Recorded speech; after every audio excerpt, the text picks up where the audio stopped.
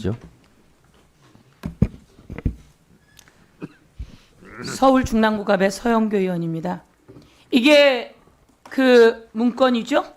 이게 쪽지예요? 이런 쪽지 있어요? 받을 땐 쪽지로 받았습니다. 그래서 그렇게 이게 말씀드린 쪽지예요? 겁니다. 받았을 아니, 땐 쪽지로 적으면 받았습니다. 쪽지가 돼요 이게? 이런 게 당시에는 쪽지예요? 이런 게 쪽지예요? 저는 받았을 때 그 정도 크기의 종인지 몰랐습니다. 뭘 몰라요? 이 종이가 A4 용지를 뭐 한두 번 봐요? 이만한 내용을 쪽지라고 의도적으로 숨기는 이유는 뭔가 캥기는 게 있어서 그런 거예요. 그런 게 아닙니다. 자, 여기에 예비비를 조속한 시일 내에 충분히 확보하고 보고할 것. 이거 내란이잖아요. 그리고 국가 비상 입법기구 관련 예산을 편성할 것. 국가 비상 입법기구 관련 예산을 편성할 것. 내란이에요, 내란.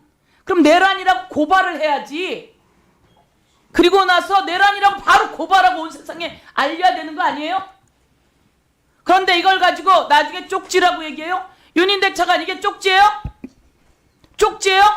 여러분, 대한민국 국민 여러분, A4 용지 이런 거 놓고 쪽지라고 얘기하는 사람 봤어요? 지시문건이지? 대통령이 비상계엄을 하면서 나눠주면 이게 얼마나 중요한 건지 봐야죠.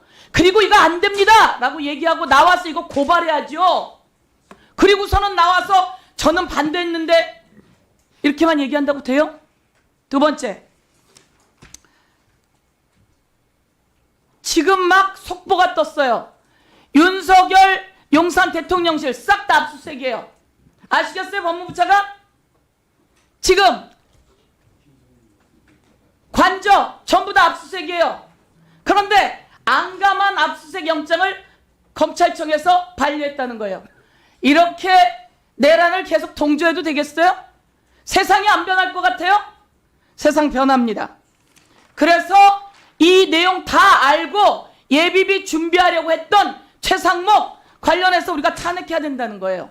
탄핵을 남발한다고요? 징계를 때리고 그 검사, 그 잘못된 사람들을 잘랐어야지. 자르지 않으니까 탄핵하는 거 아니에요.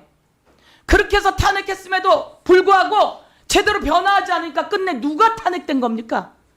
윤석열 탄핵됐습니까? 안 됐습니까? 기재부 장관. 탄핵됐습니다.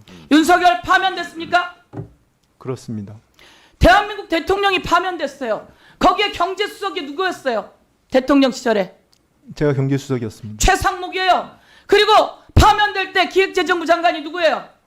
접니다. 최상목이에요. 윤석열은 위헌하고 위법한 행위를 해서 파면됐어요. 그러면 거기에 기재부 장관 경제수석했던 사람 당연히 사퇴해야 되는 게 맞지 않아요? 할 것 같아요. 저는 곧 사퇴합니다. 그래도 곧이 그동안에 아니라 그렇기 때문에 그동안에 제가 최선을 다하겠습니다. 거 아닙니까? 당시에 사퇴했어야죠. 제가 여기서 이야기할게요. 문재인 정부 21년, 22년 코로나 때예요. 그때 세수가 얼마나 더 늘어났어요. 21년 61조, 22년 52조예요. 그런데 23년, 24년 윤석열 그리고 경제수석인 최상목, 기획재정부 장관인 최상목 시절에 56조, 30조 세수 부족이에요. 이러고도 뭘 할 말이 있어요? 저는 위헌하고 위법한 행위가 차고 넘치는데 이 경제 다 망가뜨린 거로 탄핵 대상이라고 이렇게 생각해요. 네, 말씀드렸어요. 21년, 22년은 자산시장 버블이 있었습니다. 그리고 23년, 22년, 23년 그 뒤에는 글로벌 복합위기가 있었습니다. 복합위기 직후에는 보세요. 그런 일이 있었습니다. 네. 그런 얘기를 하니까 경제 수장으로 일을 못한다는 거예요. 그렇게 다른 곳으로 떠넘기고 그리고 자기 책임 안 하고 떠넘기는 게 아니라 그리고 정확히 내가 말씀을 드리는 어제 겁니다. 이야기할 때 이런 얘기했죠. 소상공인들이 폐업을 많이 한다고 대정부 질문에서 의원이 이야기하니까 뭐라고요? 자영업자들이 변화에 못 따라간다고? 자영업자들이 온라인 판매 등 변화에 못 따라간다고? 그렇게 자영업자에 대못 받을 거면 경제 수정은 왜 합니까? 그게 아니고 자영업자한테 돈을 나눠주려고 그러니까 제 얘기는 구조적인 노력이 필요하고 그런 노력을 제가 하고 있다는 말씀을 드리려고 하는 겁니다. 세금이 기획재정부 장관 돈이에요? 자영업자나 사람들에서 나온 돈이에요? 자영업자의 어려움이라는 게 그런 경기적인 이유뿐 아니라 구조적인 이유가 있다는 걸 저러니까 탄핵 말씀드리는 대상이라는 겁니다. 거예요. 세금은 국민이 낸 돈이에요. 그럼 국민이 어려울 때 세금으로 돌려줘서 마중물을 만드는 게 정부가 해야 될 일인 거예요. 그렇기 때문에 재정을 갖다가 재정을 자, 저희가 마지막. 굉장히 핸드폰을 신중하게 써야 바꿔놓고 됩니다. 핸드폰을 12월 7일 날 바꿨어요. 자, 정리해 주세요. 12월 7일 날 바꿔놓고 안 바꿨다고 거짓말하면 됩니까? 정리해 주세요. 저는 어떻게 이렇게 거짓말 뻔뻔스럽게 하는지 오늘 국민이 만천하에 다 봤을 거라고 생각합니다. 네, 위원장으로서 한 말씀 드립니다. 우리 최상목 그 장관이나 이주호 장관이나 부총리들이십니다. 예.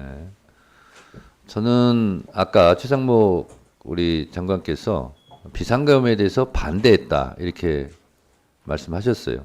저는 그 부분은 잘했다고 생각해요. 찬성한 것보다는 훨씬 낫죠.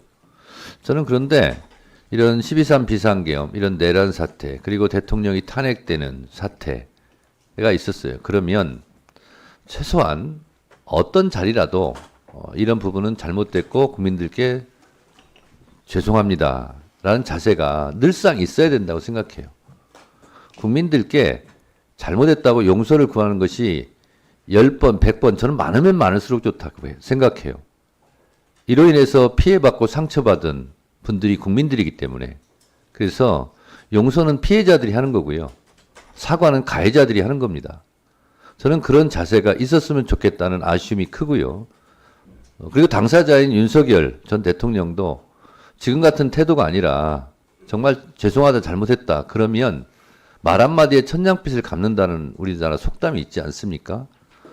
그래서 국민들을 생각하는 고위 관료들이라면 그러한 자세가 저는 많으면 많을수록 좋다고 생각을 합니다. 그런데 오늘 최상목 장관이나 뭐 이주호 장관 발언 기회가 없어서 그랬는지 모르지만 그래서 저는 연신 고개를 숙이는 게 맞다 그런 생각이 좀 들고 서영교 의원 질의에 대해서도 어쨌든 경제를 책임지는 경제부총리 아닙니까? 이유 없는 무덤이 어디 있겠어요. 그러나 결과적으로 나타난 것은 어쨌든 경제 상황이 안 좋은 거 아닙니까? 그러면 윤석열 정부의 경제를 책임진 수장으로서 그 부분 죄송스럽게 생각합니다. 이런 태도와 자세가 옳지 않겠느냐 위원장으로서 그런 생각을 합니다. 참조하시면서 발언해 주시기 바랍니다. 인정하겠습니다. 네.